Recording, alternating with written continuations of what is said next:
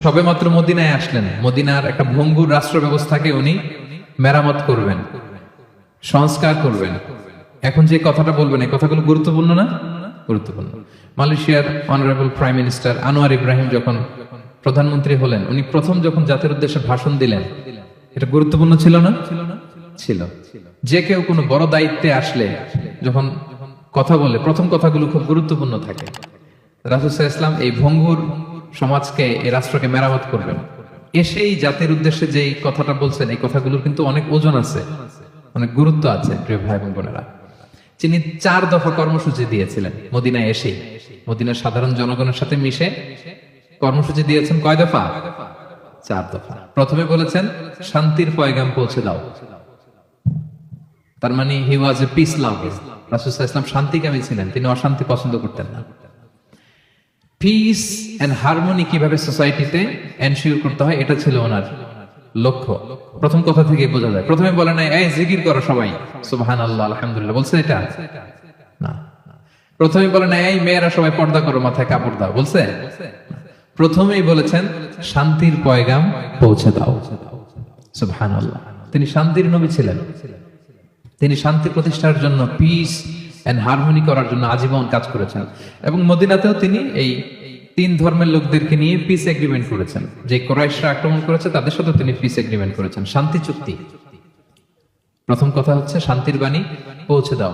কারণ মদিনাতে রাসূল সাল্লাল্লাহু আলাইহি ওয়াসাল্লাম হিজরতের 5 বছর আগে একটা গৃহযুদ্ধ হয়েছিল, প্রচন্ড বড় গৃহযুদ্ধ। এটাকে বলে বুআসের যুদ্ধ। বুআস আউস এবং খাজরাজ ট্রাইবের মধ্যে। তো সবেমাত্র গৃহযুদ্ধ শেষ হলো, এখন কি প্রতিষ্ঠা করতে হবে? হ্যাঁ বলেন তো একটু। সবেমাত্র গৃহযুদ্ধ শেষ হলো, একটা ভঙ্গুর রাষ্ট্র, এটা তো মেরামত করতে হবে। কি বলেন? তো প্রথম কাজটা কি?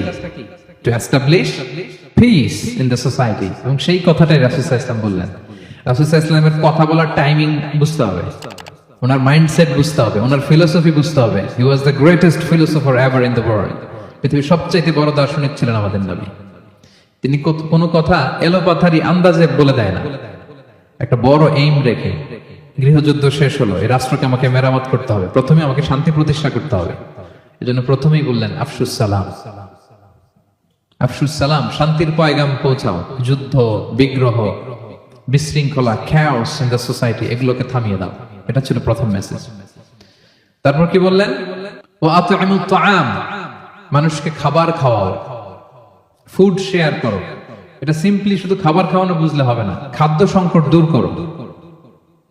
খাদ্যদ্রব্য মানুষের নাগালে নিয়ে আসো, মানুষের ঘরে ঘরে খাবার পৌঁছে দাও। কারণ আগে তো পেট ঠিক থাকতে হবে। কি বলেন? বাংলা একটা কথা বলে যে পেটে খেলে পিঠে সয়। এবং আরবরা একটা কথা বলে যে এইখানে পৌঁছার আগে তোমাকে এইখানে পৌঁছতে হবে।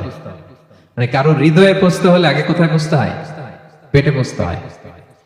রাসূল সাল্লাল্লাহু আলাইহি ওয়াসাল্লাম শান্তির কথা বলার পরপরই বললেন যে আগে খাদ্য সমস্যা দূর করো, খাদ্য সংকট দূর করো। এই যে আমাদের বাংলাদেশে এখন একটা খাদ্য সংকট যাচ্ছে না, এটা কিন্তু অনেক বড় ধরনের সমস্যা। খাদ্য ঠিক, ফুড আইটেম ঠিক, তো সব ঠিক। রাসূল সাল্লাল্লাহু আলাইহি ওয়াসাল্লাম বললেন খাদ্যের সংকট দূর করো, ঘরে ঘরে খাবার পৌঁছে দাও। The vulnerable people of the society, তাদের প্রতি টেক কেয়ার করো, লুক আফটার করো, অনাহারের মুখে খাবার পৌঁছে দাও। এটা ছিল দ্বিতীয় কর্মসূচি।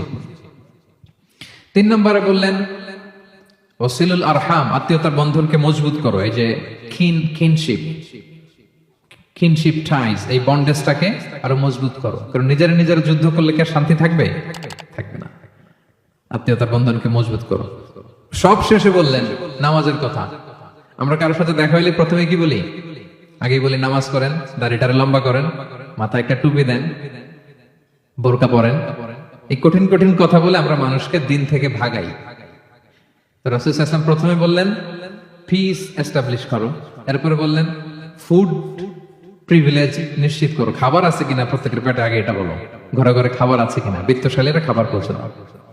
এরপরে বললেন নিজেরা মারামারি করো না, ডোন্ট কিল ইচ আদার, নিজেদের বন্ডেজটাকে মজবুত রাখো। সব শেষে স্পিরিচুয়াল ডেভেলপমেন্টের কথা বললেন যে এই 3টা তো 4 দফা কর্মসূচির 3টা তো তোমাদের নিজেদের মধ্যে সোশ্যাল এঙ্গেজমেন্ট।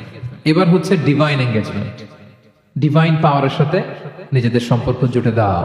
যখন সবাই ঘুমায় তুমি ঘুমিয়ে যেও না, তুমি জায়নামাজ বিছিয়ে সেখানে কান্নার ঝড় তুলো, সেখানে রবের সাথে একটা স্ট্রং অ্যাটাচমেন্ট গড়ে তোলো।